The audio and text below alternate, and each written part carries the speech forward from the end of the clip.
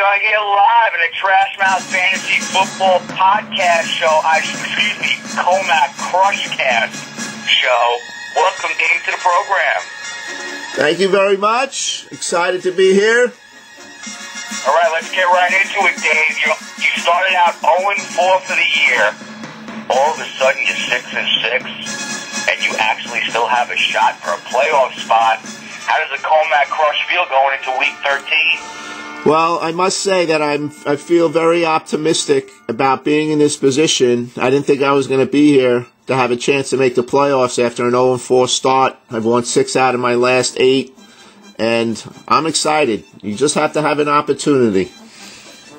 Well, that's great, Dave. Hey, look, it's shaping up to be a great Week 13. Before we get into that, though, let's talk about your Uncle Will and having him on as your consultant. Has he really changed the face of the Commack Crush and how you make decisions and everything going forward into this season?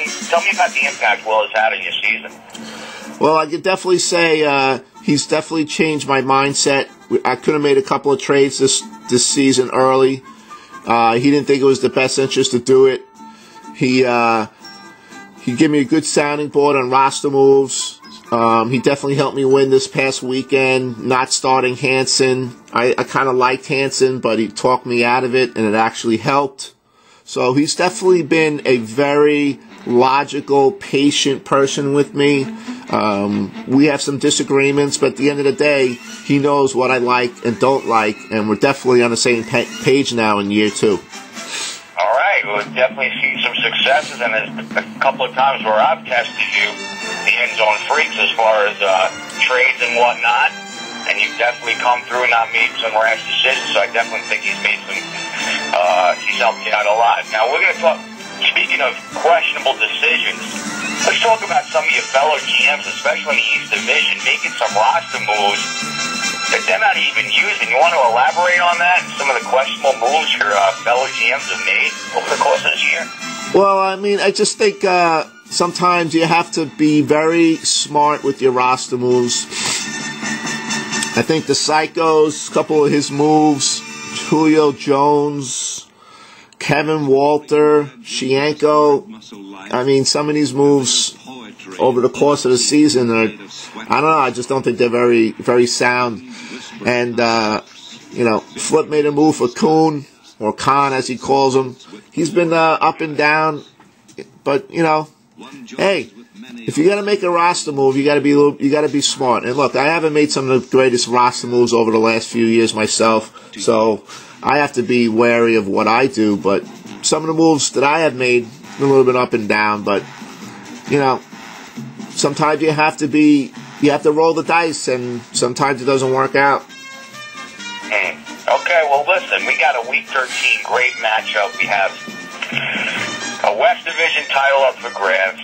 We have 4 GMs going for playoff spots in the East. Now, if you make it to the playoffs, this will be the first time ever an 0-4 GM makes the playoffs. However, you do need the help of the 6 shooters. Do you think the 6 shooters has what it takes, A, to make the playoffs, and B, make a run, even though he's having a record-setting year?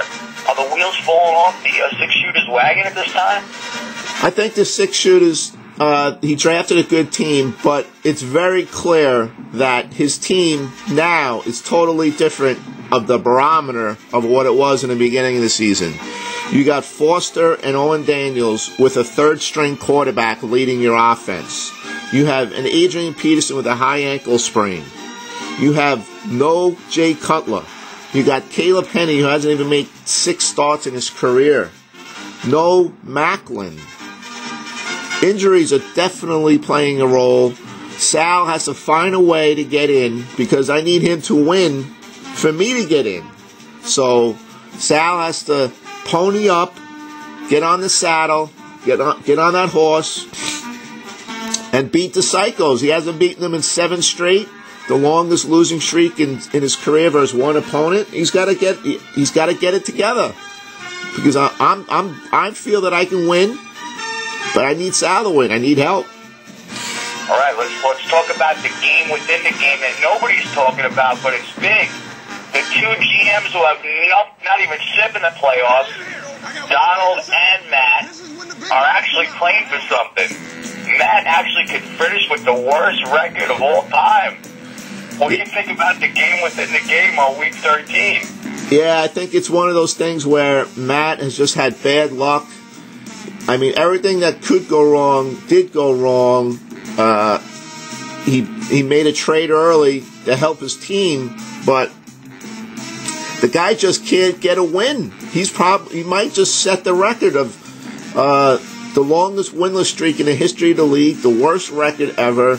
This is one of those seasons where you're just counting the days and the seconds and wanting it to be over, move on, but it's just, I feel bad for Matt. Do you think Donald wants to send Matt to that worst record of all time? Oh, without a doubt. He wants to embarrass him. He wants to blow him out. He wants to give him a nice little Christmas present. The longest winless streak in the history of the league, and Donald says, I helped do it. Well, obviously, week 13 is matching up for everybody to do something. Dave, let's take us out. Sell us on week 13 at the main event. What do you got? We have an exciting matchups. We have the defending champ who could be eliminated by the 6 shooters, who is on a 7-game winless streak versus the Psychos. He can win the division, Sal, with a win and knock out the defending champ. Talk about a nice Christmas gift. And you got Whoopi Inc. He wins and he's in. He can beat me and get in. Or if he loses, he's probably out. Then you got the Freaks versus the Bombers. Division title at stake. Week 13. 2 rivals. It seems like every couple of years, Tmffl and Doug have these magical, really good years where they're always in it for the division title. Mostly the Freaks are, and it's going to be a wild trash talk day. There's going to be a lot of emotional eating. Extra beers are going to be drank. It's going to be wild. Main event, Plainview, trash mouth fantasy football. That's what it's all about, right there, right down to the end. That's it, baby. We will be there live at the main event in Plainview. Dave, thank you so much for joining us, where the interviewer becomes the interviewee on the Commack Crush cast. We'll see you Sunday, main event. Thanks, Dave. Thank you very much for letting me participate, and I'll see everybody on Sunday.